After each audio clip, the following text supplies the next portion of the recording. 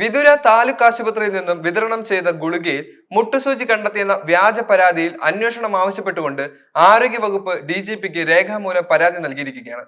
ആരോപണത്തിന് പിന്നിൽ ഗൂഢാലോചനയുണ്ടോ എന്ന് പരിശോധിക്കണമെന്നാണ് ആരോഗ്യവകുപ്പ് ഡയറക്ടറുടെ പരാതി. സർക്കാർ മരുന്ന് വിതരണ സംവിധാനത്തെ തകർക്കാനുള്ള ബോധപൂർവമായ ശ്രമമാണ് ഇതെന്ന് വകുപ്പ് സംശയിക്കുന്നുണ്ട്.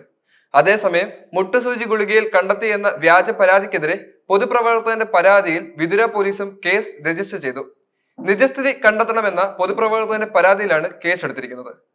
തിരുവനന്തപുരം വിതുര താലൂക്ക് ആശുപത്രിയിലെ ഫാർമസിയിൽ നിന്നും കിട്ടിയ ഗുളികയിൽ മുട്ടുസൂചി കണ്ടെത്തിയെന്നായിരുന്നു കഴിഞ്ഞ വ്യാഴാഴ്ച ഉയർന്ന പരാതി.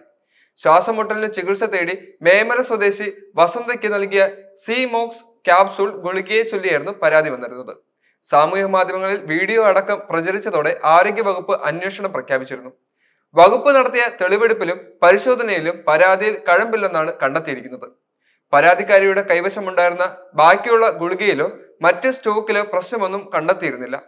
ആദ്യം കഴിച്ച ഗുളികയിലും മുട്ടുസൂചി ഉണ്ടായിരുന്നോ എന്ന സംശയം പരാതിക്കാരി ഉന്നയിച്ചെങ്കിലും എക്സ്റേ പരിശോധനയിലും അപാകതയൊന്നും കണ്ടെത്താനായില്ല. ഇതോടെയാണ് സംഭവത്തിന് പിന്നിൽ ഗൂഢാലോചനയുണ്ടോ എന്ന സംശയം ഉയർന്നത്. മരുന്ന് കമ്പനിയിൽ നിന്നും KMSSൽ നിന്നും വഴി ശേഖരിച്ച ഗുളികയാണ് ആശുപത്രി ഫാർമസിയിലൂടെ വിതരണം ചെയ്തത്. സർക്കാർ മരുന്ന് വിതരണ സംവിധാനത്തെ മോശമാക്കി ചിത്രീകരിക്കാൻ ബോധപൂർവം ശ്രമമുണ്ടായോ എന്നാണ് ആരോഗ്യവകുപ്പ് സംശയിക്കുന്നത്. സംസ്ഥാനത്ത് കുറിപ്പടിയില്ലാതെ ആന്റിബയോട്ടിക് മരുന്നുകൾ ഫാർമസി വഴി നൽകുന്നത് അടുത്തിടെ കർശനമായി നിരോധിച്ചിരുന്നു. നടപടി ശക്തമാക്കുകയും ചെയ്തു.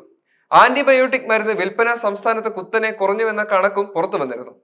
കച്ചവടം കുറഞ്ഞതോടെ സ്വകാര്യ മരുന്ന് കമ്പനികളുടെ ലോബി പൊതുസംവിധാനത്തെ തകർക്കാൻ ശ്രമിക്കുകയാണോ എന്ന സംശയമാണ് ആരോഗ്യ വകുപ്പിനുള്ളത്.